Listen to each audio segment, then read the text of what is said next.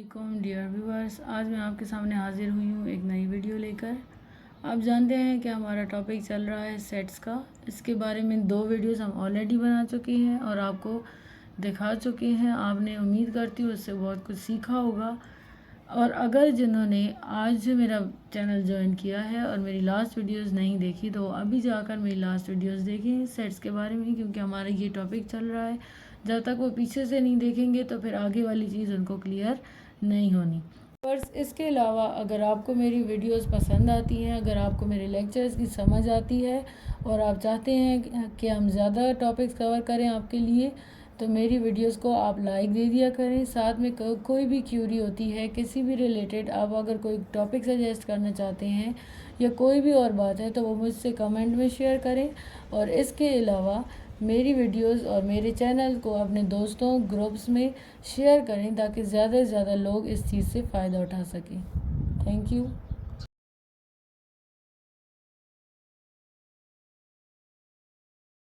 तो we start करते हैं आज की वीडियो। और आज की वीडियो का टॉपिक है operation on sets. Last videos में हम लोगों ने सेट्स को डिस्कस किया, फिर सेट्स की टाइप्स को डिस्कस किया। अब हम आ गए ऑपरेशन ऑन सेट्स पे। तो ऑपरेशन ऑफ सेट्स में आपके पास 3-4 ऑपरेशंस ऐसे स्पेशल हैं जिनको सीखना बहुत ज़रूरी है, वो हम यहाँ पर डिस्कस करेंगे इंशाल्लाह।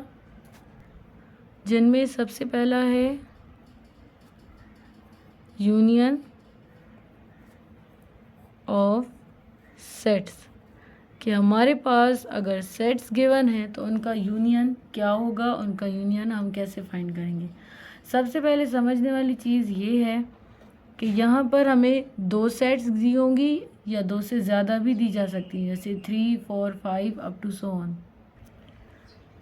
Late A and B are 2 sets such that their union contain all the elements of set A and set B, of both set A and set B। यानी आपके पास यूनियन ऑफ सेट्स क्या होगा कि यहाँ पर मैंने 2 सेट्स लिए हैं, set A and set B, और उनके यूनियन में क्या होगा, contains all the elements of both set A and set B. यानी सारे एलिमेंट्स जितने भी सेट ए में होंगे और सेट बी में होंगे वो सारे एलिमेंट्स लिस्ट बना के आ जाएंगे यूनियन ऑफ सेट्स में। और कौन सी सेट्स, यानी ए और बी का जो यूनियन होगा। आपको मैं एग्जांपल से ये चीज़ क्लियर करवाती हूँ। लेट से हम एक एग्जांपल लेते हैं जिसमें सेट ए में आपके पास आता है A B C D, and set B में आपके पास हैं 1 2 3 4। अब यहाँ पे यूनियन मैं आपको बता चुकी हूँ, यू से डिनोट करते हैं। तो ए यूनियन बी की सेट जो हमने फाइंड करनी है उसमें क्या होगा, ए के सारे एलिमेंट्स एंड बी के सारे एलिमेंट्स इन लिस्ट होंगे। ए बी सी डी 1 2 3 4, ये सारे एलिमेंट्स जो आ गए एक सेट में, इसको हम बोलते हैं यूनियन ऑफ 2 सेट्स। ठीक है, ए और बी 2 सेट्स थी आपके सामने, उनका यूनियन फाइंड किया तो सारे एलिमेंट ए के भी सारे और बी के भी सारे एलिमेंट्स एक सेट में जब लिख देंगे, this is called the union of A and B. बस नेक्स्ट हमारा जो ऑपरेशन ऑन सेट्स में टॉपिक है इंटरसेक्शन ऑफ सेट्स। अब यूनियन तो हमने सीख लिया, इंटरसेक्शन क्या होता है।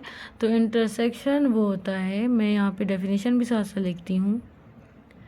Late A and B are 2 sets such that their intersection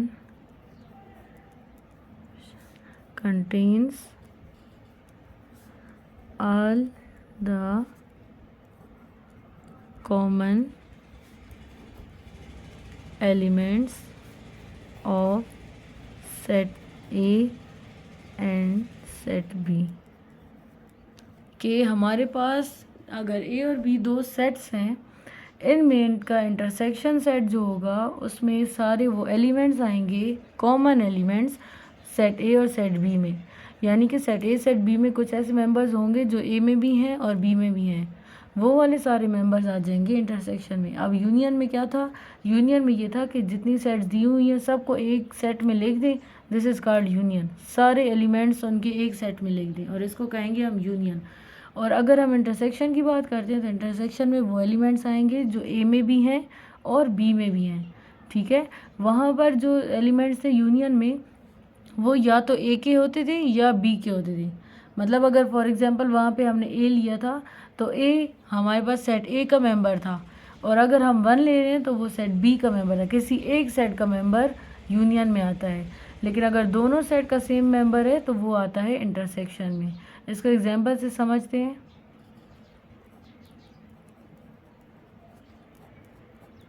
हमारे पास एग्जांपल लेते हैं। फॉर एग्जांपल यहाँ पर 1 ए में हमारे पास नंबर्स हैं 2, 4, 6, 8, 10, और बी में नंबर्स हैं या बी के एलिमेंट्स हैं 1, 2, 3, 4, 5, 6, 7, ठीक है। ये हमारे पास दो सेट्स हो गई हैं। हमने फाइंड करना है ए इंटरसेक्शन बी। उल्टा यू लिख लें तो इसको कहते हैं इंटरसेक्शन, ठीक है। अब हम देखते हैं इंटरसेक्शन। तो इंटरसेक्शन की डेफिनेशन के मुताबिक मैंने बोला जो एक सेट में भी हो और दूसरे सेट में भी हो वो आएगा इंटरसेक्शन की सेट में। यहाँ पर देखे हैं 2, ये भी है 2, ठीक है। तो पहला एलिमेंट आ जाएगा 2। इसके बाद यहाँ पे 4, ये 4, तो आगे दूसरा एलिमेंट 4। फिर यहाँ पे 6 और ये 6। क्या 8 यहाँ पर आपको नज़र आ रहा है? नहीं है। क्या 10 यहाँ पर नज़र आ रहा है? नहीं है। इसका मतलब इंटरसेक्शन में 2, 4 और 6 आएंगे, वो एलिमेंट्स जो इस सेट में भी हैं और इस सेट में भी हैं। बहुत ही आसान एग्जांपल से समझाया है और आई होप कि आपको समझ आई होगी। अब मैं ज़रा इनकी प्रैक्टिकल एग्जांपल्स देती हूँ। जैसे आप एक सेट लेते हैं अपने फैमिली मेम्बर्स का, ठीक है। आपके फैमिली मेम्बर्स जो हैं बहुत सारे होंगे। फॉर एग्जांपल अगर हम शाह फैमिली ले लेते हैं या आवान फैमिली ले लेते हैं, इसके अलावा कोई भी फैमिली ले लें, तो आपके जितने भी रिश्तेदार हैं वो सारे उस सेट में आएंगे। चाहे वो दुबई में रह रहे हैं, चाहे वो अमेरिका में रह रहे हैं, चाहे वो पाकिस्तान के अंदर कराची, लाहौर, पेशावर में रह रहे हैं, उन सबको आप जमा करेंगे तो ये आ जाएगी आपकी यूनियन, ठीक है। यूनियन ऑफ सेट किस तरह से कि आपके सारे जो जितने रिश्तेदार हैं चाहे वो जिस भी सिटी में रह रहे हैं उन सबको आप एक जगह पे कलेक्ट करेंगे। अवान के नाम के अंदर या शाह के नाम के अंदर जितने लोग आ रहे हैं वो सारों को अगर आप जमा कर लेंगे, सेट का मतलब ये डिफरेंट सेट्स हैं। देखिए वो अपने अपने घरों में रह रहे हैं, वो अपना अपना घर उनका सेट है, ठीक है। अगर हम जहाँ पे मैं बैठी हूँ ये इस घर में रह रहे हैं तो मेरे रिश्तेदार मुझसे कहीं इसी मोहल्ले में किसी दूसरे घर में होंगे या इसी शहर में किसी दूसरे तीसरे घर में होंगे, तो उनके घर उनके सेट से और मेरा घर मेरा सेट है, ठीक है। अगर मैं अपनी सारी फैमिली वालों का यूनियन लेती हूँ तो वो सारे सेट से निकल कर एक हॉल में जमा हो जाएंगे सारे मेरे फैमिली मेम्बर्स, इसको बोलेंगे हम यूनियन। और अगर इसके अलावा मैं अपने ही घर में इंटरसेक्शन की एक एग्जांपल बनाऊं तो आप देख सकते हैं मैं हूँ, मेरे बहन भाई हैं, आप हैं, आपके भी बहन भाई होंगे। तो आप लोगों का कॉमन चीज़ क्या होती है बहन भाइयों में कि वो सब के पेरेंट्स सेम होते हैं, ठीक है। तो आपका जो पेरेंट नेम है वो सबका कॉमन है। अगर फॉर एग्जांपल मैं हूँ, मेरी एजुकेशन की अपनी फील्ड है, मेरे बिज़नेस की अलग अलग फील्ड है, मेरे काम की एक अलग फील्ड है, मेरे भाई का इंटरेस्ट कहीं और है, उसकी फील्ड्स कोई और हैं, ठीक है, उसकी एजुकेशंस कोई और हैं। ये प्रैक्टिकल एग्जांपल है आपके पास।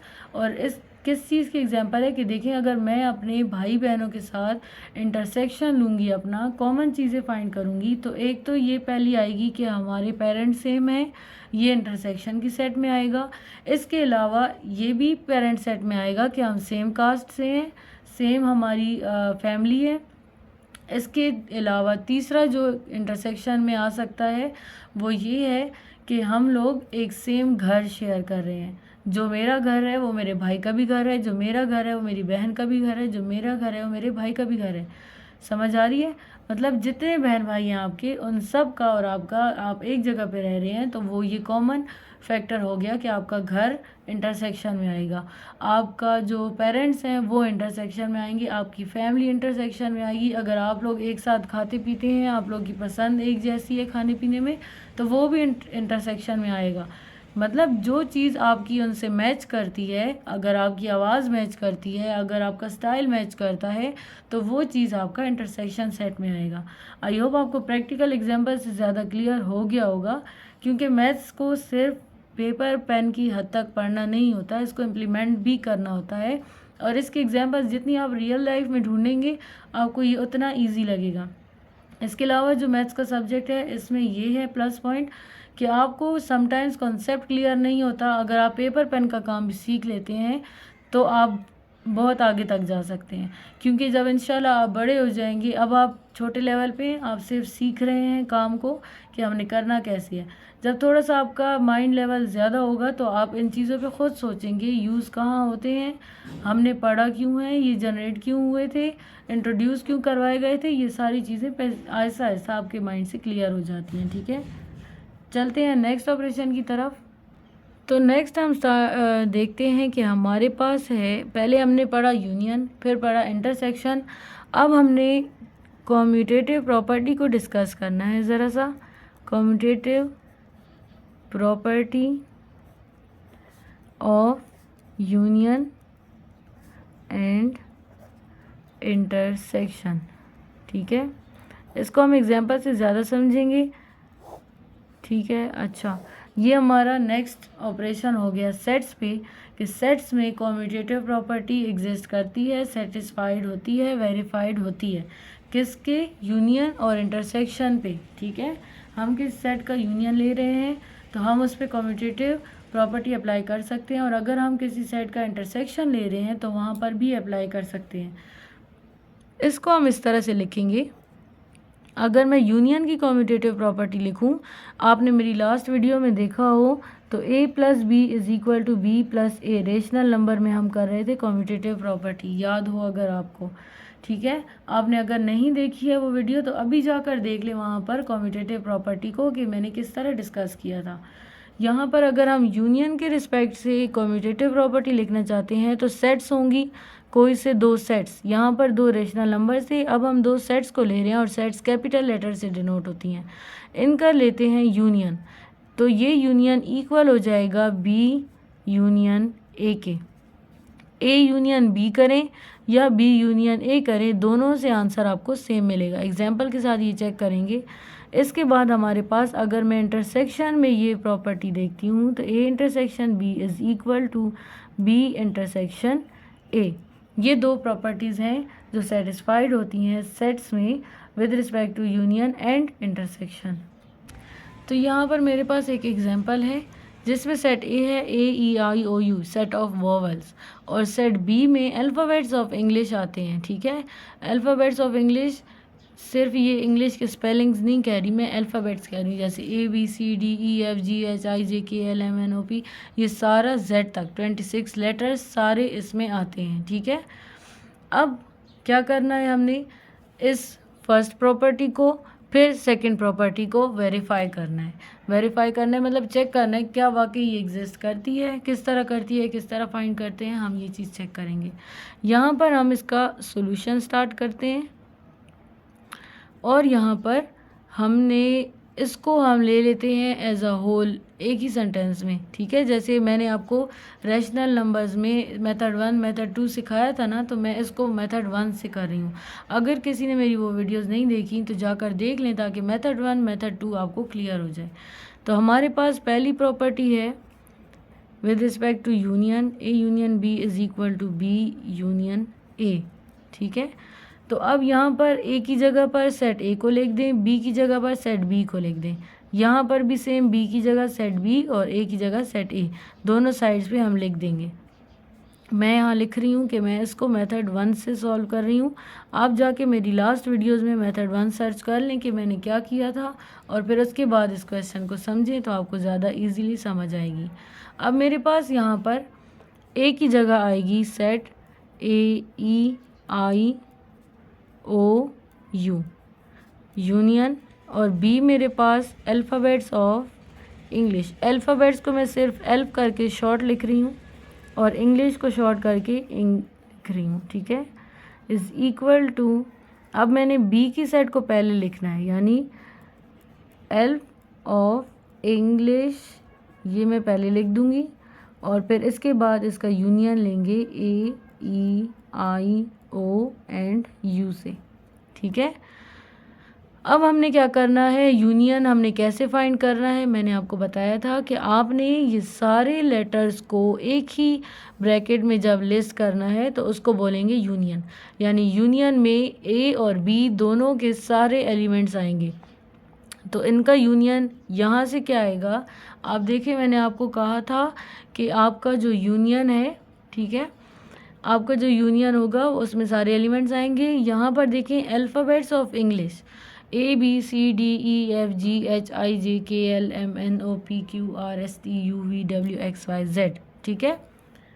तो अब क्योंकि अल्फ़ाबेट्स में हमारे Z तक सारे एलिमेंट्स आते हैं, सारे अल्फ़ाबेट्स आते हैं, और AEIOU भी इंग्लिश के ही अल्फ़ाबेट्स हैं, ऐसे ही है ना, इंग्लिश के अल्फ़ाबेट्स हैं ना AEIOU, जिनको सेलेक्टिवली चूज़ किया गया है और इसको नाम दे दिया गया है कि ये वॉवल्स हैं, ठीक है।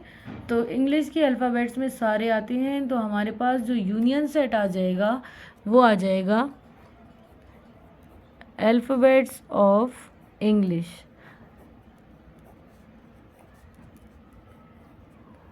ठीक है। अल्फ़ाबेट्स ऑफ इंग्लिश में आपका AEIOU जो कि ए के मेंबर्स हैं वो भी कवर हो रहे हैं, यूनियन में आ रहे हैं। इसके बाद अगर इस साइड पे देखें तो वो भी इसी तरह है। अगर मैं अल्फ़ाबेट्स ऑफ इंग्लिश और AEIOU का यूनियन लूँगी तो ये सारे एक ही सेट में आएंगे और वो एक सेट होगी अल्फ़ाबेट्स ऑफ इंग्लिश, ठीक है। तो आप देख सकते हैं कि दोनों साइड से हमें सेम आंसर मिला, सेम सेट मिली। इसका मतलब कि ये जो कम्यूटेटिव लॉ है ये with respect to union verified है, ठीक है। समझ आ गई? अगर कोई क्यूरी हो इससे रिलेटेड आपकी तो आप कमेंट सेक्शन में मुझसे पूछ सकते हैं। ये हो गया इसका पहला पार्ट। अब हम चेक करते हैं इसका दूसरा पार्ट जो कि है A intersection B is equal to B intersection A, यानी इंटरसेक्शन के लिहाज से इनका जो कम्यूटेटिव प्रॉपर्टी है वो चेक करनी है, ठीक है।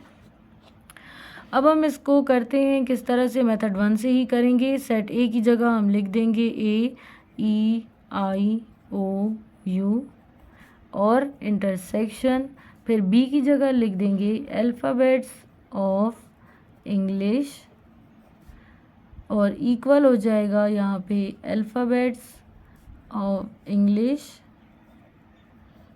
इंटरसेक्शन AEIOU, ठीक है। यानी कि अब हमने दोनों साइड में इंटरसेक्शंस फाइंड करने हैं। पहले में ए पहले लिखा, दूसरे में ए बाद में आ गया दूसरे साइड में। तो अब देखें AEIOU और अल्फ़ाबेट्स ऑफ इंग्लिश में कॉमन चीज़ क्या है, इंटरसेक्शन में आते हैं ना कॉमन एलिमेंट्स जो दोनों में हो। अल्फ़ाबेट स्टार्ट होते हैं ए से, तो ए आ गया यहाँ पर, फिर ABCD और ई आ गया, फिर इसी तरह IOU। ये अल्फ़ाबेट्स जो हैं ये दोनों सेट्स में आते हैं, इंग्लिश के ही अल्फ़ाबेट्स हैं और ये अलग किए हुए हैं क्योंकि ये वॉवल्स हैं। तो अगर हम दोनों सेट्स में देखें तो AEIOU ही ऐसे अल्फ़ाबेट्स हैं जो दोनों सेट्स में हैं, सेट ए में भी सेट बी में भी। इसके बाद अगर यहाँ से देखें तो अल्फ़ाबेट्स ऑफ इंग्लिश, कौन से alphabets of English, specific AEIOU जो यहाँ भी हैं और यहाँ भी हैं। तो ये दोनों सेट्स AEIOU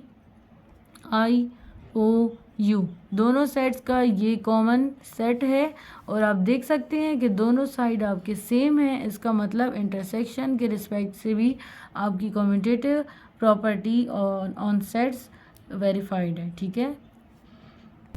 इस पे मज़ीद एग्जांपल्स चाहते होंगे आप या कोई क्यूरी हो आपकी इससे रिलेटेड तो आप मुझसे कमेंट्स में पूछ सकते हैं, मैंने आपको वो चीज़ क्लियर करवा देनी है, ठीक है। तो मुझे आपके कमेंट्स का इंतज़ार रहेगा। इसके साथ साथ हम चलते हैं अपनी नेक्स्ट सेट्स के ऑपरेशंस पे जो कि है difference of a set.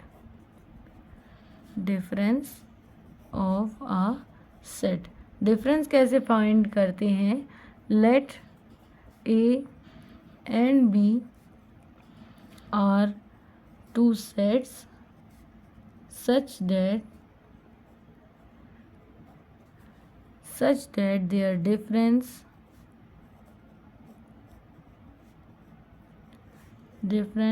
contains all those elements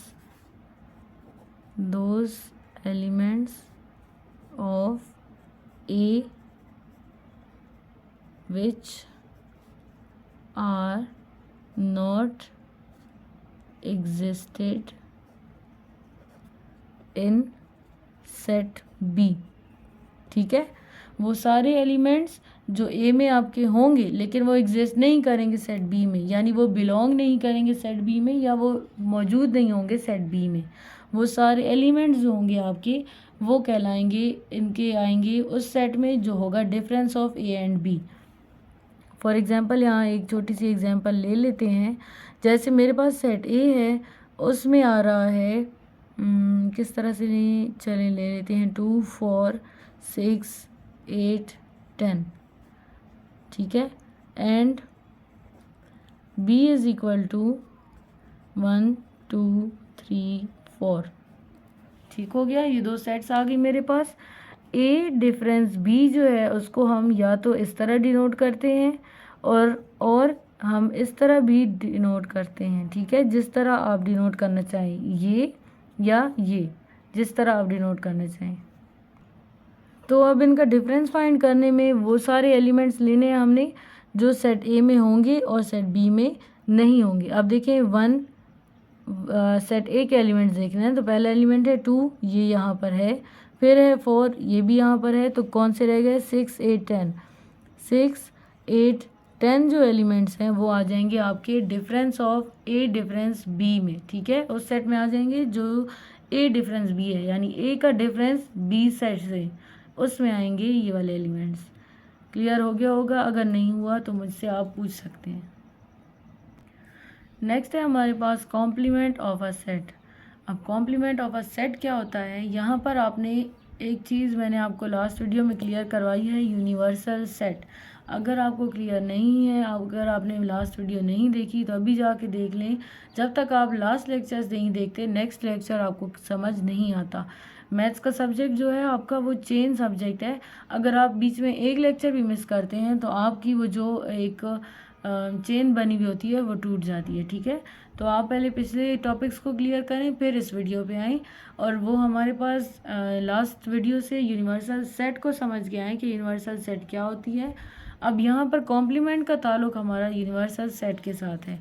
किस तरह से, लेट यू को थोड़ा बोल्ड करके लिख सकते हैं, ये डैश ऊपर लगा देते हैं या इस तरह करके लिखते हैं, आपकी मर्ज़ी है, लेकिन इसको थोड़ा सा बोल्ड करना है ताकि ये पता चले कि ये यूनिवर्सल सेट है। अदरवाइज़ कैपिटल यू से हम कोई भी सेट डिनोट कर सकते हैं, इसको ज़रा बोल्ड कर लें, ठीक है। Let U be a universal set and B is also a set. वो बी जो है वो सिर्फ एक सेट है और यू हमारे पास यूनिवर्सल सेट है। देन बी ले सकते हैं, सी ले सकते हैं, जो सेट लें आपकी मर्जी। Then complement of B contains all those elements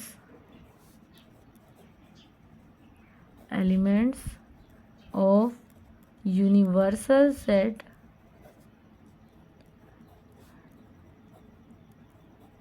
which are not the elements of set B। यानी कि कॉम्प्लीमेंट ऑफ बी जो होगा उसमें वो सारे एलिमेंट्स होंगे जो यूनिवर्सल सेट के होंगे, which are not the elements of set B. अब देखिए मैंने आपको यूनिवर्सल सेट में कहा था कि यूनिवर्सल सेट में उस गिवन सिचुएशन में जितनी भी सेट्स हैं उन सब के मेंबर्स वहाँ पर एग्जिस्ट करेंगे, ठीक है। तो यूनिवर्सल सेट तो बहुत बड़ी होगी। अब वहाँ पे 3-4 सेट्स गिवन है ABCD, उनमें से एक सेट मैं उठाती हूँ बी का मैं फाइंड करती हूँ कॉम्प्लीमेंट। किस तरह करूँगी कॉम्प्लीमेंट फाइंड करने के लिए? आपने यूनिवर्सल सेट में वो एलिमेंट्स देखने हैं, एक तो इंटरसेक्शन होगा ना यू का बी के साथ, इंटरसेक्शन ले लें। इंटरसेक्शन वाले मेंबर्स के अलावा जितने भी मेंबर्स यूनिवर्सल सेट में होंगे उसको हम बोलेंगे कॉम्प्लीमेंट ऑफ सेट। ठीक है, इसको एग्जांपल से समझते हैं, शायद ज़्यादा क्लियर हो जाएगा। एग्जांपल हमारे पास है, let u is equal to set of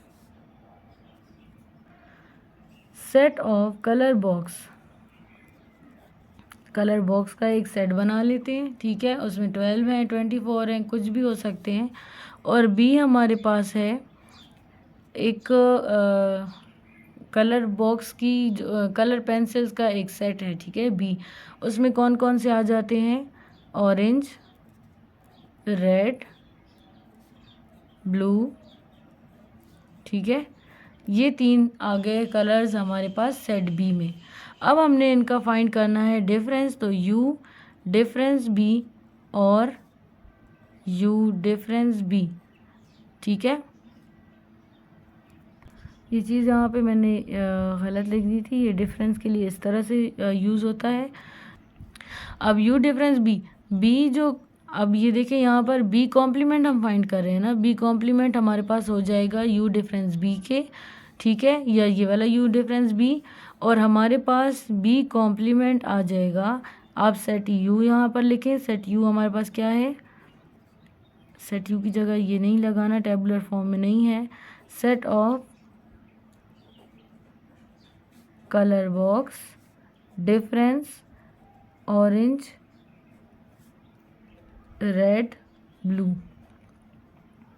ठीक है, ये आ गई यूनिवर्सल सेट और डिफरेंस इसका बी के साथ। तो अब हमारे पास जो कॉम्प्लीमेंट होगा उसमें सारे सेट्स आ जाएंगे, सारे कलर्स आ जाएंगे। जैसे हो जाएगा black, white, yellow, green, pink, purple, और कौन सा कलर होता है? यहाँ पे हमारे पास 3 कलर्स रह गए हैं, जो कि आ जाएगा, एक हो जाएगा ग्रे, एक हो जाएगा dark blue and dark green. ठीक है, 12 कलर्स का कलर सेट लिया था, मतलब एग्जांपल में हमने 12 का लिया, वैसे 24 भी ले सकते हैं। ठीक है, उनमें हमने डिफरेंस फाइंड किया सेट बी के साथ, जिसमें ऑरेंज, रेड और ब्लू हैं। अब यहाँ पर डिफरेंस जो लिया आपने, तो कॉम्प्लीमेंट में आपके पास वो एलिमेंट्स आएंगे, वो कलर्स आएंगे जो सेट कलर बॉक्स में रह गए हैं और यहाँ पर नहीं लिखे हमने। उनमें आता है black, white, yellow, green, pink. ठीक है, इसके अलावा purple, grey, dark green, dark blue, ये सारे आ जाएंगे इसके कॉम्प्लीमेंट में। आई होप क्लियर हो गया होगा। अगर कोई भी क्यूरी है इससे रिलेटेड तो आप कमेंट सेक्शन में मुझसे पूछ सकते हैं। जैसे कॉम्प्लीमेंट को हम डिनोट करते हैं, कोई भी सेट है, डेफिनेशन में हमने सेट बी ली थी इसलिए यहाँ पे सेट बी शो कर रही हूँ या लिख रही हूँ। इसको हम ऊपर सी लगा देंगे छोटा सा पावर में, तो यह आ जाएगा बी कॉम्प्लीमेंट। और हम ये कर सकते हैं कि बी के ऊपर डैश लगा दें, तो ये हम कॉम्प्लीमेंट को डिनोट करते हैं। लेकिन बाय डेफिनेशन हम जानते हैं कि कॉम्प्लीमेंट ऑफ बी हमारे पास क्या होता है? कॉम्प्लीमेंट ऑफ बी होता है, हम यूनिवर्सल सेट के साथ अगर डिफरेंस ले लें बी का, यही है ना, यूनिवर्सल सेट के साथ डिफरेंस आ जाएगा इस सेट का, तो वो आ जाएगा कॉम्प्लीमेंट ऑफ सेट बी। या आप कॉम्प्लीमेंट को इस तरह लिख सकते हैं,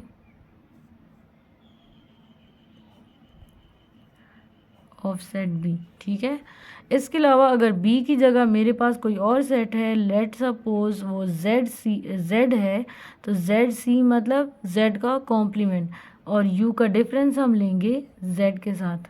ठीक है, तो ये चीज़ समझने वाली थी, ज़रा सा इसको याद रख लेना आपने। डेफिनेशंस है ना, इन डेफिनेशंस को याद रखना है तो आपके क्वेश्चंस भी इजी हो जाएंगे। तो ये था आज का हमारा टॉपिक ऑपरेशन ऑन सेट्स पे। ये ऑपरेशंस आपको 7th के लेवल तक समझाए जाते हैं। फिर आपके नेक्स्ट लेवल में शायद इससे थोड़ी अपडेट चीज़ वहाँ पर इंट्रोड्यूस करवाई जाए। उम्मीद है आपको आज के मेरे टॉपिक की समझ अच्छे से आई होगी और आपके लिए यूज़फुल होगा। आप अपनी क्लास के मुताबिक इसको यूज़ कर सकेंगे। यहाँ पर एक इम्पॉर्टेंट न्यूज़ आपको मैं देना चाहूँगी। न्यूज़ ये है हमारे पास आपके लिए कि हमने यहाँ पर एक सीरीज़ स्टार्ट की हुई है क्लास 7 के लिए। हम इंशाल्लाह सून ये सोच रहे हैं कि उस सीरीज़ में आपके लिए एक्सरसाइज क्वेश्चंस भी इंक्लूड करें। एक्सरसाइज के कुछ क्वेश्चंस उठा लें, डिफरेंट स्पेसिफिक टेक्स्ट बुक्स उठा लेंगे, पहले एक बुक और फिर दूसरी बुक या तीसरी बुक जितनी हमें अवेलेबल होंगी उन पे हम एक्सरसाइज बाय एक्सरसाइज सॉल्यूशंस आपको प्रोवाइड करेंगे। और उन सॉल्यूशंस में हम फुल एक्सरसाइज को कवर नहीं करेंगे। जो स्पेसिफिक क्वेश्चंस होंगे जो डिफ़िकल्ट होंगे स्टूडेंट्स के लिए उन क्वेश्चन को वहाँ पर हम डिस्कस करेंगे इंशाल्लाह। अगर आप चाहते हैं कि हमारी ये सीरीज़ भी स्टार्ट हो जाए तो मुझे कमेंट में ज़रूर इन्फॉर्म करें इसके बारे में और stay tuned for the next videos.